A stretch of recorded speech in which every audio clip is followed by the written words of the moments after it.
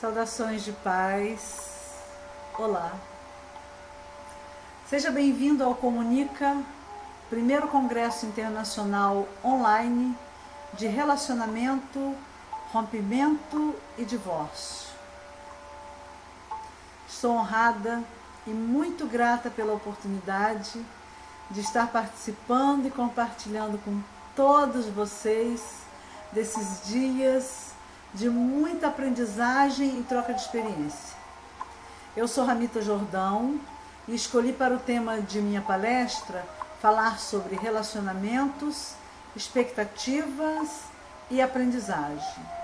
Então, acrescentei para a nossa reflexão uma frase muito conhecida, dita entre muitos casais apaixonados, que é a seguinte: meu amor, você é o ar que eu respiro. Isto, dito ao pé do ouvido, sussurrado num jogo amoroso, parece muito romântico e envolvente. Envolvente sim, romântico nem tanto. Haja vista relacionamentos que é fundamentado em alguma carência de um ou de ambos os parceiros, está fadado ao fracasso. Porque o ar que uma pessoa respira, ele é próprio, é único. Mesmo concordando que somos todos um. E que os casais devam respirar juntos, se inteirando um na respiração do outro, numa cumplicidade, como propõem as escolas tântricas e meditativas. Excelentes para harmonizar os casais.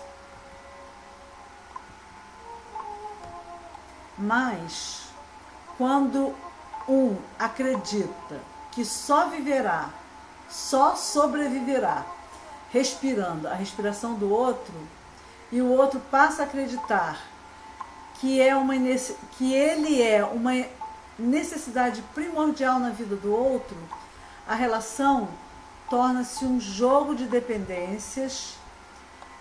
Isso é ruim e muito perigoso em uma relação. Seria muito bom se isso fosse conscientizado a tempo de não tornar-se um empecilho, um motivo para sufoco e desgaste do relacionamento. Seria muito bom atentarmos para uma lei importante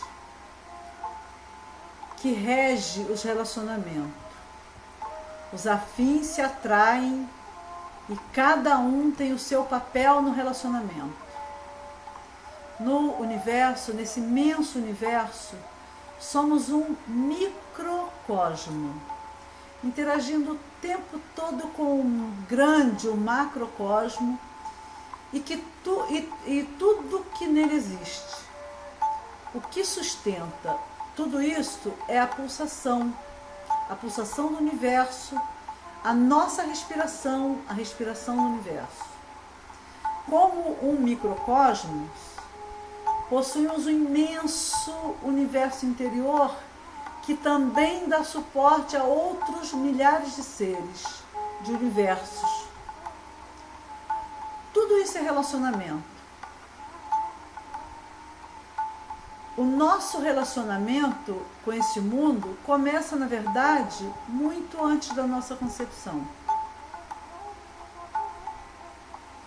No mundo, tudo encerra relacionamentos e afetos. Interagimos com tudo e com todos, conscientes ou inconscientes. Afeto é tudo que nos afeta, seja bom ou mau afeto. O filósofo Spinoza nos ensina muito bem sobre isso.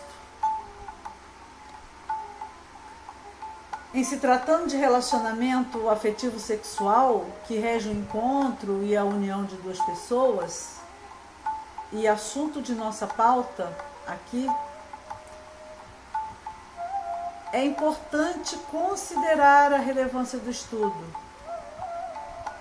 precisamos realmente atentarmos mais para o entendimento das relações e aquilo que o corpo comunica. Afinal, o corpo fala. Em nosso universo corporal, temos vários centros de energia, que em sânscrito denomina chakras ou rodas. Gostaria de lembrar que nós somos seres da linguagem, porque nós somos seres humanos conscientes. Bom, as escolas de yoga basicamente dedicam-se ao estudo de 7 chakras, 7 centros de energia. Esses centros, eles se relacionam entre si e todos têm a sua importância no contexto do nosso universo e sua forma de comunicação. Mas o 5º chakra, o chakra laringíneo, fica localizado na nossa garganta e no plexo solar. Ele está diretamente associado às expressões, em especial à comunicação. Essa comunicação, ela é fundamental entre os outros 6 chakras e a comunicação com o mundo exterior, para que haja equilíbrio. O 5º chakra, ele fica acima do chakra cardíaco e abaixo do 6º chakra, o frontal, da 3ª visão, da glândula pituitária, e ele está relacionado com a clareza de ideias, assim como o véu da ilusão de Maia se bloqueado. O 5º chakra rege nossa comunicação.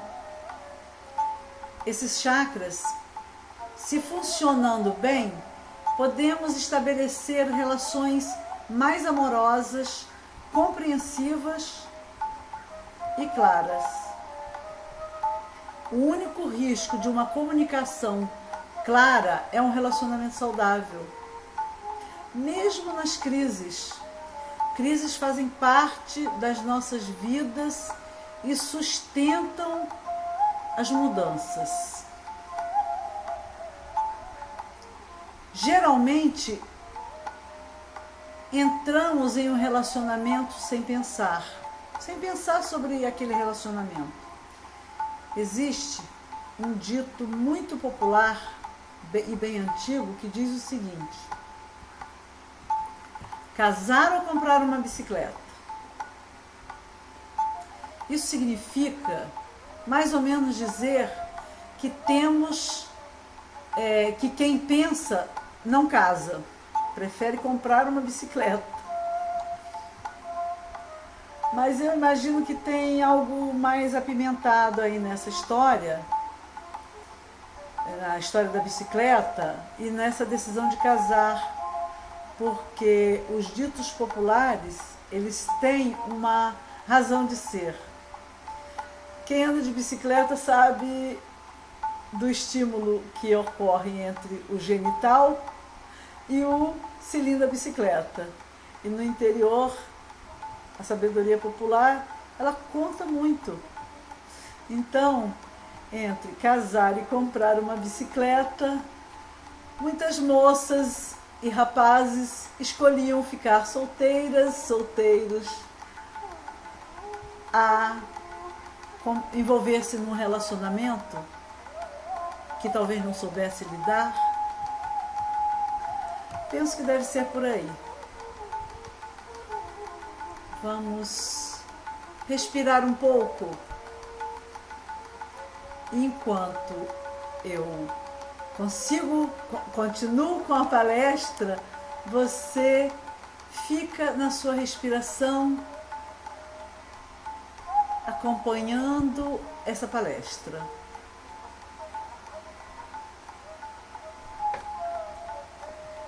Bom, você aí do outro lado, continua respirando e vamos pensar sobre relacionamento.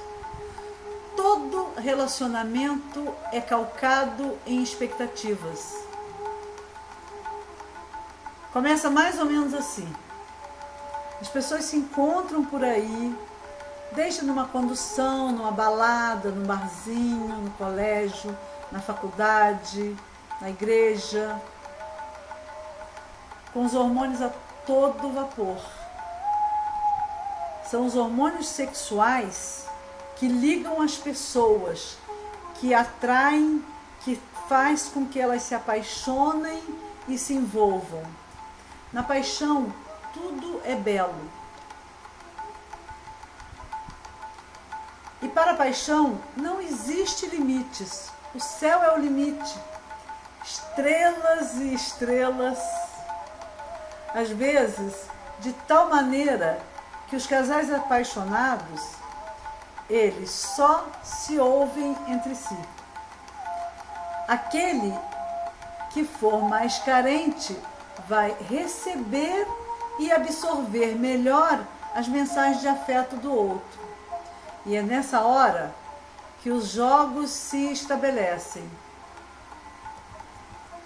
É normal, nesses casos, os casais apaixonados romperem completamente com as amizades e até com os familiares. E passar a viver somente aquela paixão entre eles, um para o outro. Que para eles é amor. Um para o outro e vice-versa. Quem não se lembra do filme 9 Semanas e Meia de Amor? Foi nos anos 80. Quem não assistiu, assista. Na paixão tudo é perfeito. Não existem problemas, não existem defeitos, tudo são flores. A paixão é cega e inconsciente. É louca. Assim como o sexo. Essa energia terrena, sem limites. Então, vamos pensar. Paixão ou razão? Existem pessoas que são alimentadas pela paixão, pelo sexo, por amores fast food, relâmpagos. Cada um tem lá suas razões. As pessoas se amam, se odeiam. Isso, a velocidade da luz.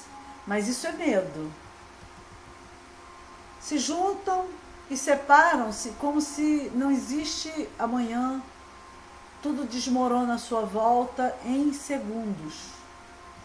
O pior é quando envolve crianças, frutos de relacionamentos assim e que acabam ficando no meio desses conflitos, né?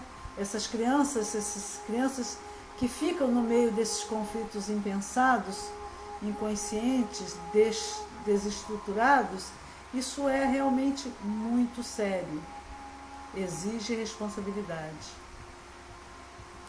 A ansiedade é uma emoção que precisa ser observada e conscientizada na vida e na relação e nas relações de modo geral.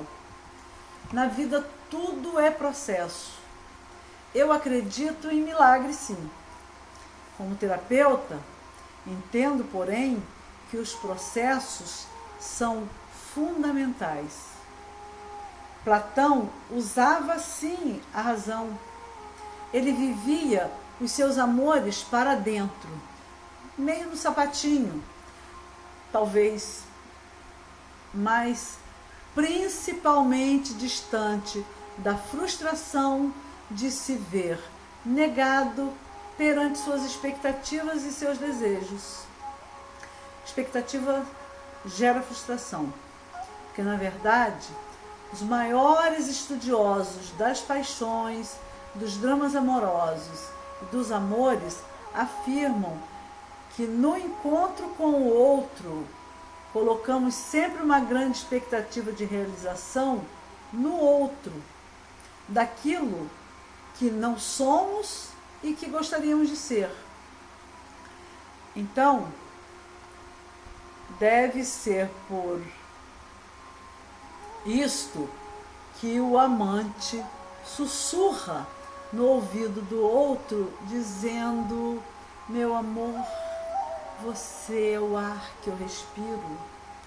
E haja sugação aí, tá? Porque por uma expectativa que é colocada naquela relação.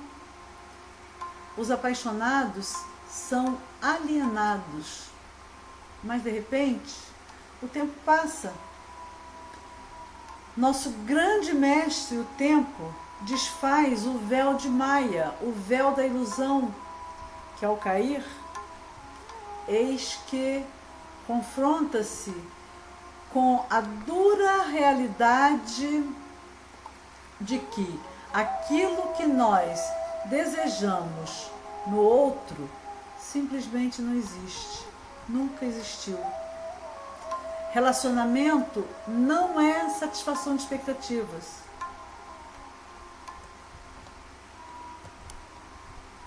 Expectativa gera frustração, que gera uma série de outros sentimentos e emoções negativas que destrói qualquer possibilidade de um relacionamento prazeroso e satisfatório. Duas pessoas, quando se encontram, quando se afetam, elas estão regidas pela lei dos 100%. Ou seja, 50% de responsabilidade do encontro pertence a um dos parceiros, o outro 50% pertence ao outro. Mas geralmente isso não é conscientizado, não é pensado e toda relação soma 100%.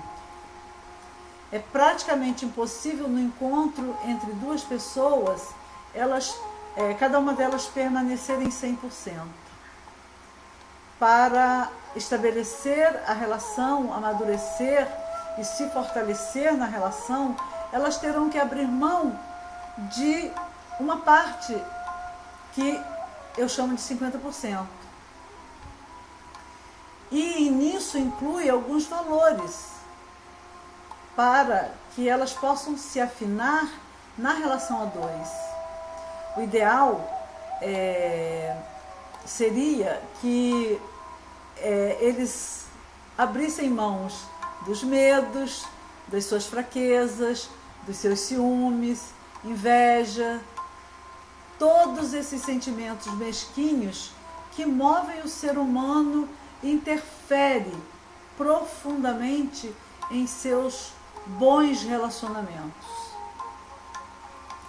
Duas pessoas, quando se encontram e estabelecem um novo relacionamento, nesse encontro, elas também trazem consigo para a nova relação tudo de si, conscientes ou não. Elas vêm com suas bagagens, com sua história, cultura de família, sentimentos, emoções, seus traumas, medos, frustrações, todos os tipos de inseguranças, fraquezas, que são argumentos de uma vida inteira, que são mandatos. É importante lembrar que todas essas coisas, tudo é energia. E essas energias, que em geral não se apresentam nas apresentações iniciais de um relacionamento, pois que a energia que domina é a energia da paixão, esses sentimentos eles geralmente ficam ocultos, ficam preservados, guardados a 7 chaves. E isso não é algo consciente, não é algo calculado. Um casal apaixonado é completamente inconsciente. Principalmente se a pessoa ou as pessoas do relacionamento nunca colocaram em xeque seus comportamentos e os reflexos dele no seu cotidiano e nos seus relacionamentos afetivos. Isto sem falar, e é importante lembrar, de lixos de relacionamentos anteriores. Acontece que toda paixão é um fogo que num certo momento abranda, se apaga. Isso é natural. Nenhum relacionamento sobrevive sob o domínio da paixão e da inconsciência. A paixão, ela acaba com o tempo e o que fica é o relacionamento. Se esse relacionamento estiver fundamentado no amor, ele se torna um relacionamento amoroso, ele tende a crescer e frutificar. O que fundamenta um relacionamento é sempre o amor. O amor em si não é o relacionamento. O amor é o que dá suporte ao relacionamento. E o amor, em primeiro lugar, deve partir do amor próprio, o amor sobre si mesmo, sobre si mesma. Uma pessoa que não sabe se amar, como pode amar o outro? Então vai uma dica. Nunca entre em um relacionamento sem esgotar todos os sentimentos negativos que ficaram do relacionamento anterior. Nesse caso, o ideal, e eu sugiro, é dar um tempo sozinho. Eu sempre indico isso aos meus amigos, aos meus clientes, às minhas clientes. Ou então, fazer uma terapia, procurar compreender onde está o problema. Em geral, o problema que provoca ou leva a uma separação nunca está no outro. Está em nós mesmos. Pode até e provavelmente estar nos dois. Lembrando, mais uma vez, que ambos são responsáveis 50% no relacionamento que soma 100%. E a responsabilidade nunca estará num só parceiro, é verdade. É muito comum quando um casal briga, separa ou um dos parceiros conhece outra pessoa, trai, sempre um acaba acusando o outro e apontando o culpado. Muitas vezes, o que motiva uma traição é a falta de vitalidade e comunicação do próprio relacionamento. A responsabilidade é de ambos. O relacionamento, ele precisa e deve ser renovado proativamente. O relacionamento, ele precisa ser surpreendido, revitalizado constantemente. Se ocorre troca de parceiros, e isso é uma convenção em alguns casais e funciona, ok. Mas muitos casais, quando casam, passam a se achar um dono do outro. E isso também é importante esclarecer, que pessoas não são objetos e ninguém é dono de ninguém. Uma certidão de casamento não é um certificado de propriedade. Porém, um casal que se une estabelece principalmente um compromisso espiritual. Se um trai o outro, ou se relaciona sexualmente com outras pessoas e vice-versa, a relação tende a ficar insustentável, contaminada pelas interferências de outras energias. Esses relacionamentos mornos, sem energia, sem alegria, sem graça, sem namoro, porque quando os casais assumem que um é dono do outro, essa energia de namoro, de graça, ela se acaba. Quando as pessoas ficam mais sérias, ficam mais distantes, a beleza e a cumplicidade do relacionamento se perde, deixa de ser duradouro. Às vezes, isso também acontece, né, quando nasce um filho, que o casal perde, desfoca do relacionamento dos dois e a energia passa a ser direcionada para a energia da criança. A presença da criança, ao invés de unir um casal, algumas vezes, e especialmente em um casal fundamentado no desamor, passa a ser um objeto de discórdia, distanciamento, ciúmes, disputa, esgotamento de uma ou de ambas as partes.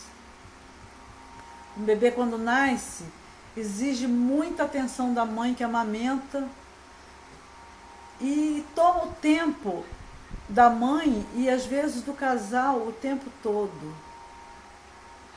É importante que isso fique muito consciente, que é só um momento e passa.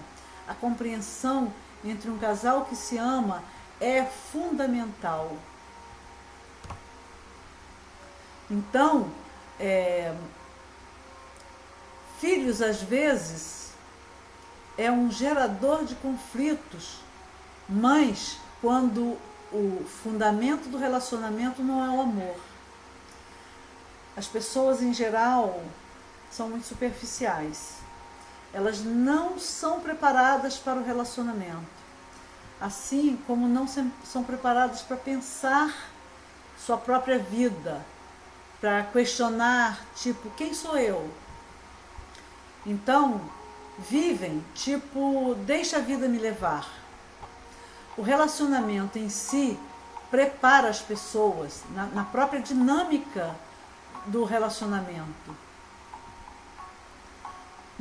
No mundo, não são comuns escolas de relacionamento.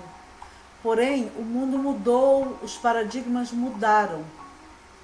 Assim como a respiração, as pessoas respiram naturalmente. E se não respirassem, não estariam vivas. Mas, em geral, respiram mal, vivem mal. A respiração é um fundamento importante na vida de uma pessoa e ela deve ser conscientizada, exercitada, treinada. Um trabalho respiratório pode promover uma transformação na vida de uma pessoa, melhorar a qualidade de vida, promover curas interiores e, principalmente, ter influência sobre todos os relacionamentos que envolvem a vida de uma pessoa, inclusive os relacionamentos afetivos sexuais. Na vida, o relacionamento começa a partir de nós mesmos, conosco mesmo. E o que eu é o que eu defendo como ecologia humana. Ecologia, eco, casa, logia, estudo. Estudo da casa. O nosso corpo é a nossa verdadeira casa, a nossa verdadeira morada. Nosso meio interno onde habita o nosso espírito. Depois vem o meio externo, com uma diversidade enorme de outros seres, de muitas outras coisas, seres minerais, vegetais, animais, grande espírito. Nós chamamos todo esse sistema que envolve a natureza como um todo de o grande espírito, a mãe terra, o céu e tudo, a vovó lua, o Sol, o grande Pai que nos dá a vida. Então, existem também, como eu disse, outros mundos, outras dimensões, outras realidades, tudo interagindo em um perfeito equilíbrio. Mas o equilíbrio, ele não é necessariamente sempre constante. E isto também é natural. E nós deveríamos aprender através da observação da natureza e de seus fenômenos, a conviver em harmonia com tudo e com todos. Afinal, nisso tudo, somos todos um. Vivemos num mundo diversificado e cada vez mais paradigmas são quebrados. Hoje em dia, as pessoas assumiram mais suas identidades, aquilo que elas identificam como suas verdades e crenças, e elas devem ser respeitadas nas suas diversidades, inclusive nas suas diversidades sexuais.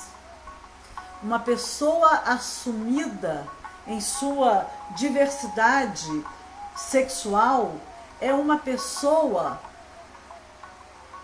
com a autoestima elevada, é uma pessoa liberta de suas crenças e medos, seus fantasmas. Crenças essas que as mantiveram presas por muitas vidas, por uma vida inteira.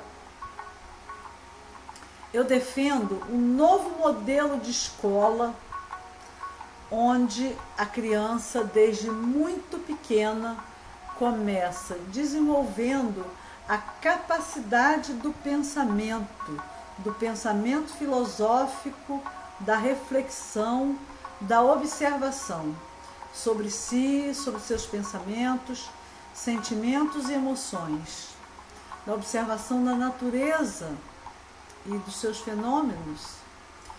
A capacidade de autoconhecimento com fundamento na consciência corporal e na filosofia, assim como na meditação. Eu acredito profundamente nessa abordagem, nessa nova abordagem de educação.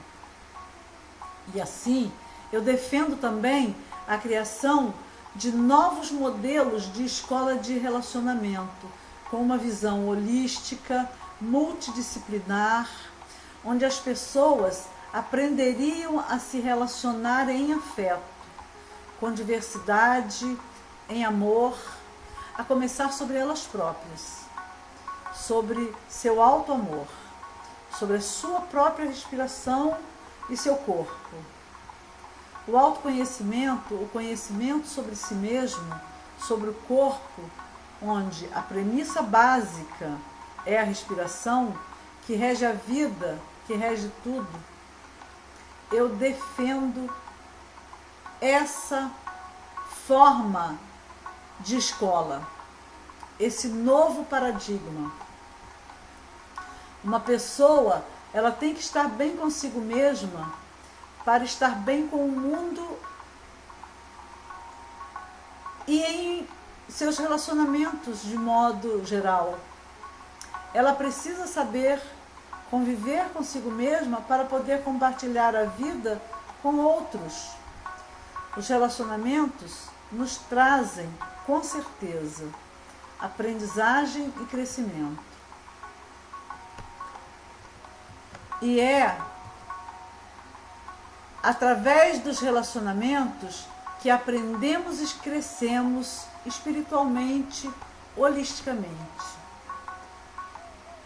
Seja no mundo de modo geral, seja na família, seja no relacionamento afetivo sexual, seja na vida pessoal, social, profissional, seja com as coisas materiais, os objetos, o dinheiro, as coisas materiais, em todas as formas de realização do ser humano.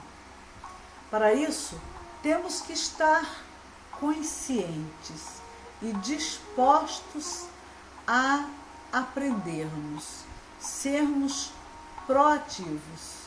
Isso é sabedoria. Aprendemos muito nas crises e é importante lembrar que crises são oportunidades e estão acontecendo o tempo todo, em tudo.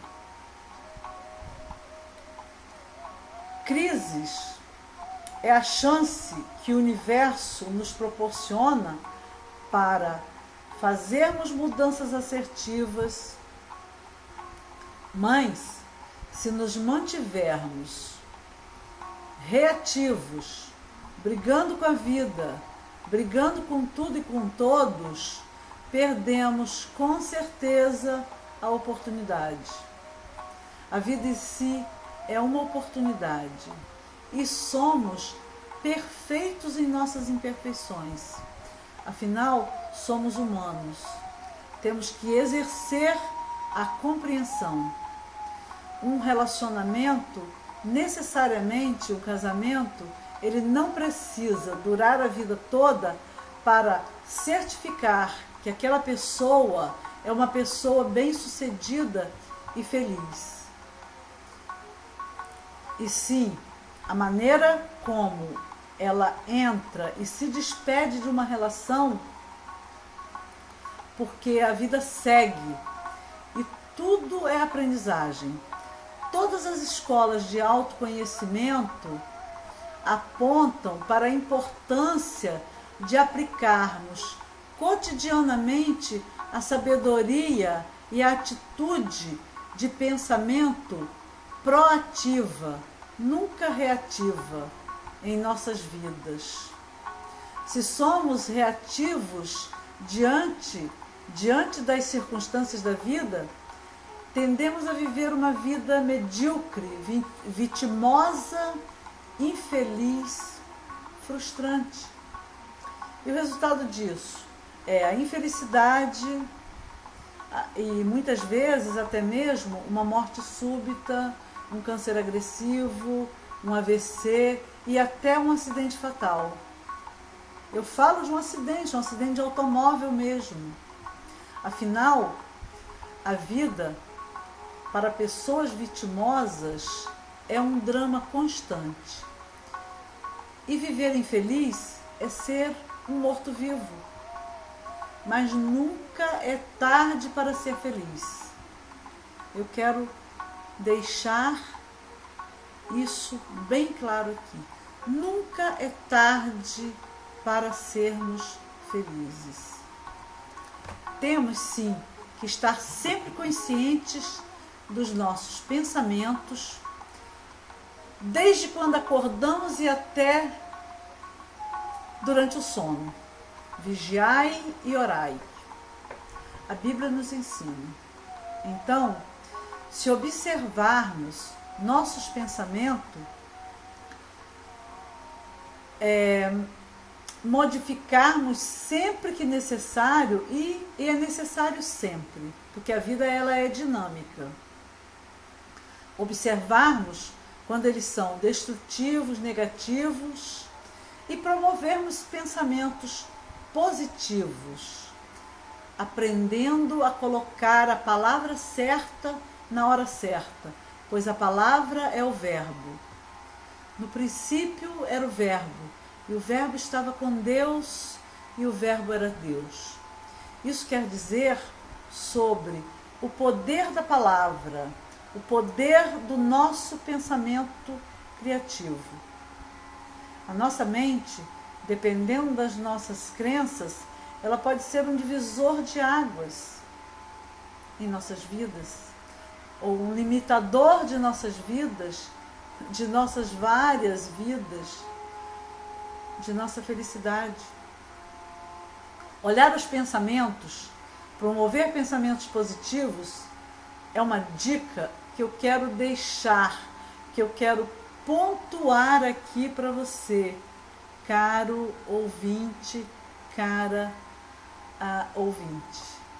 Uma pessoa que fica presa nos pensamentos limitadores, que se deixa influenciar pela sua mente negativa ou pela mente negativa de outra pessoa, por suas emoções destrutivas, que estagnam toda a energia e contaminam todo o ambiente interno e externo,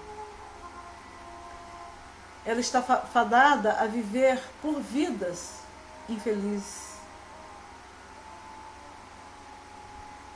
Porque o mal-estar, ele é uma energia terrível que contagia, assim como a energia da alegria, da felicidade, do amor e da compaixão.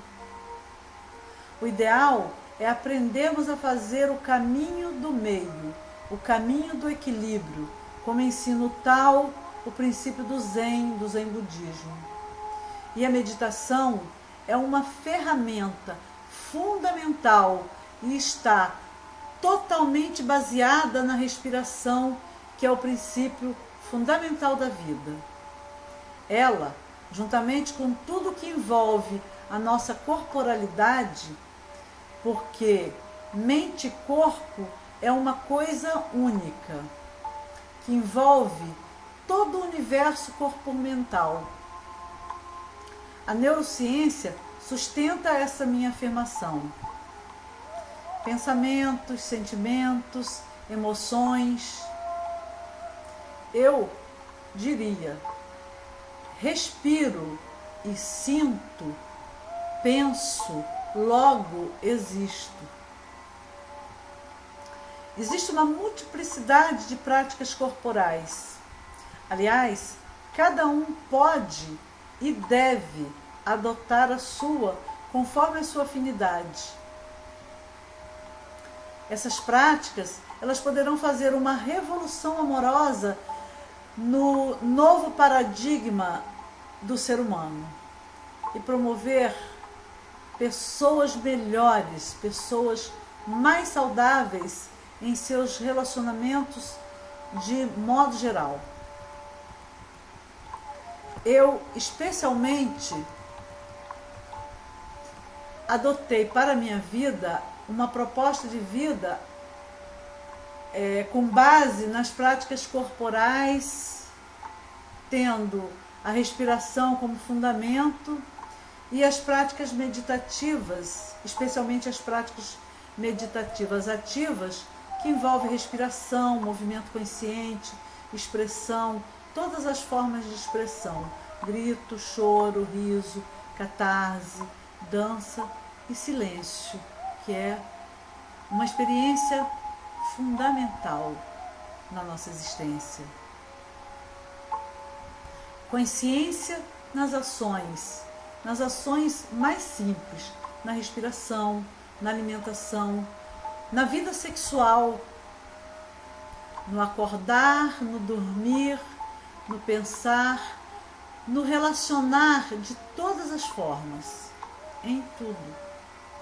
A meditação em movimento, a consciência em tudo o que se faz é fundamental. Eu estudo e pratico há mais de 20 anos as meditações do filósofo, mestre iluminado Osho. Eu sou praticante e defensora, pois essas práticas são a base do meu novo paradigma de vida, do trabalho sobre eu mesma e do trabalho que eu proponho para dar suporte a homens e mulheres desse século, desse mundo contemporâneo. Aprendi muito praticando e continuo aprendendo, né? Praticando e estudando a filosofia de Osho mais do que todo o tempo que eu frequentei a igreja. Isso é uma declaração muito importante nesse momento para mim. a grande descoberta amorosa de minha vida sobre eu mesma e sobre tudo que envolve a minha vida foi nos grupos de terapia, foi nos processos que eu vivenciei ao longo desses 32 anos de experiência pessoal e profissional. Foi através das terapias de grupos e das meditações dinâmicas de Osho que eu descobri realmente o que é o amor. Foi assim que eu me descobri. Que eu descobri todo o meu universo interior, todo o meu potencial, minhas riquezas. Mas para isto, eu mergulhei profundo em mim mesma e escavei todas as minhas crenças, pensamentos limitantes, meus argumentos de vida, essa energia extremamente poderosa que me fez atrair para a minha vida relacionamentos vitimosos, isso por anos, que me fez entrar nos jogos, estabelecer zonas de conforto em que eu me mantinha, mas que na verdade não era nada confortável, pois eu sofri muito até aprender.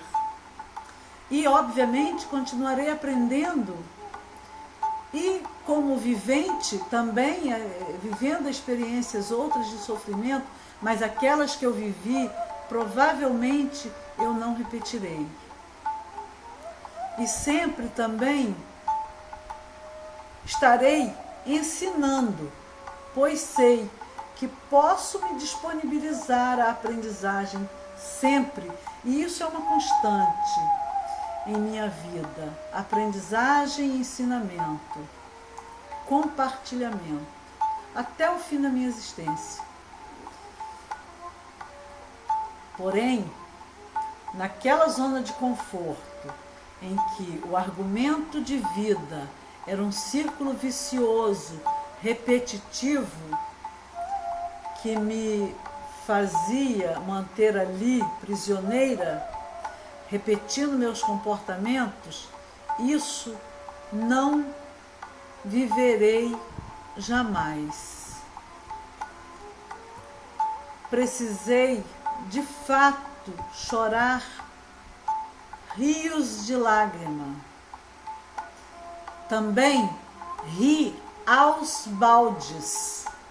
Movi-me muito e continuo movendo-me em consciência.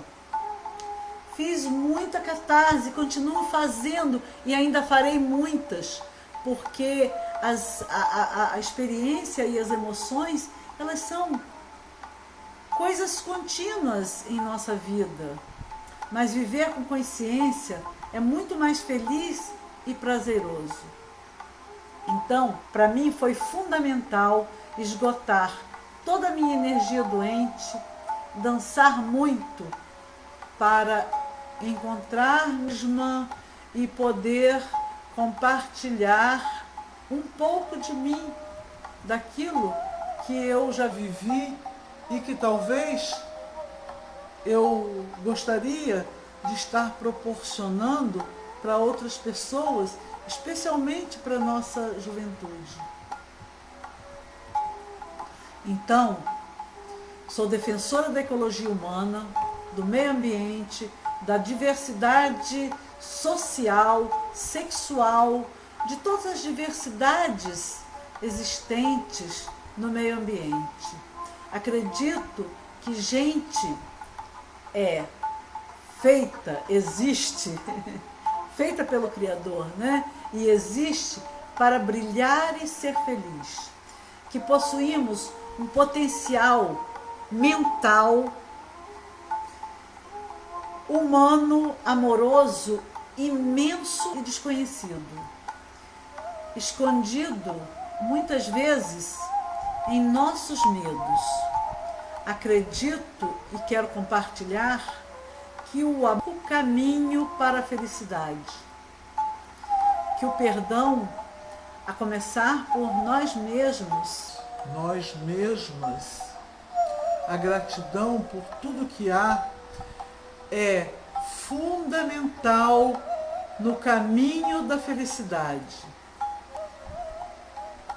Vejo beleza em tudo que vibra e gosto de compartilhar isso e propor como um modelo de vida. Considero que a felicidade está nas coisas mais simples e que a aprendizagem ela é um ato contínuo, que para vivermos a vida a dois é fundamental sabermos conviver conosco mesmos, nos auto-amar, nos auto-perdoar, sermos gratos por tudo e por todos e acredite, é possível sim ser feliz, estando ou não estando em um relacionamento. Acredite que o amor pode e deve ser compartilhado, que as crises, os encontros e as separações são oportunidades de aprendizagens e transformação. Relacionamentos são oportunidades de crescimento e mudança. Com amor, pode-se suportar as diferenças, as diversidades, ter compreensão de tudo e criar sempre um ambiente de harmonia, serenidade, felicidade e paz. O amor tudo suporta e transforma. Gostaria de, antes de encerrar minha palestra, citar a Bíblia e Osho. A Bíblia em 1 Coríntios 13, versículos 4 a 7. O amor é paciente, o amor é bondade, não inveja, não se vangloria, não se orgulha, não maltrata, não procura seus interesses, não se irrita facilmente, não guarda rancor. O amor não se alegra com a injustiça, mas se alegra com a verdade. Tudo sofre, tudo crê, tudo espera, tudo suporta. E concluindo, cito Osho neste belíssimo texto que eu guardo há muitos anos com muito carinho, que fala sobre o amor, em que a pergunta é: o que é o amor? E Osho diz: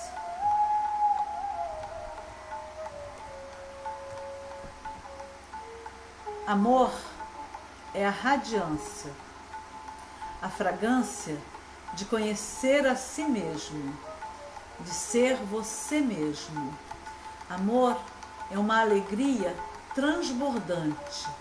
Amor é quando você viu quem você é. Então, não resta nada, exceto compartilhar o seu ser com outros. Amor é quando você viu que não está separado da existência. Amor é quando você sentiu uma unidade orgânica, orgástica, com tudo que é. Amor não é um relacionamento. Amor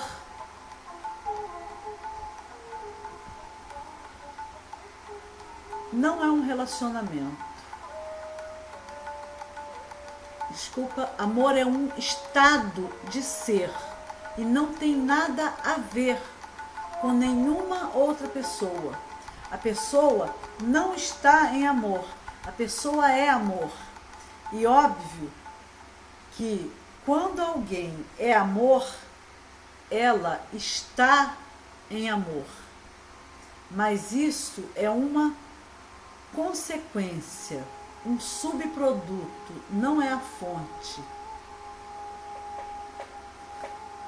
ou corrigindo o texto, desculpe, a pessoa não está em amor, ela é amor. E é óbvio que quando alguém é amor, ela está em amor, mas isso é uma consequência, um subproduto. Não é a fonte. A fonte é que a pessoa é amor. E quem pode ser amor? Certamente, se não está consciente de quem você não pode ser amor. Você será medo. E medo é simplesmente o oposto do amor. Lembre-se, o ódio não é o oposto do amor, como as pessoas pensam. Ódio é amor de cabeça para baixo. Ele não é o oposto do amor. O verdadeiro oposto do amor é o medo. No amor, a pessoa se expande. No medo, ela se encolhe. No medo, ela fica fechada. No amor, ela se abre. No medo, ela duvida. No amor, ela confia. No medo, a pessoa é deixada sozinha. No amor, ela desaparece. Por isso, não há absolutamente nenhuma questão de solidão. Quando alguém não é, como ela pode ser só? Então, as árvores, os pássaros, o mar, as montanhas, as nuvens, o sol, a lua e as estrelas estão completamente dentro de você. Amor é quando você conheceu o seu céu interior. Amor é um profundo desejo de abençoar a existência toda. Eu espero que com essa palestra eu possa estar contribuindo para a melhoria do relacionamento de muitas pessoas que estarão assistindo este congresso e com excelente aproveitamento. Gostaria de finalizar agradecendo a oportunidade de estar participando deste Comunica, primeiro congresso online de relacionamento, rompimento e divórcio. Om Shanti, gratidão profunda, Namastê. E vamos respirar, porque respiração é vida.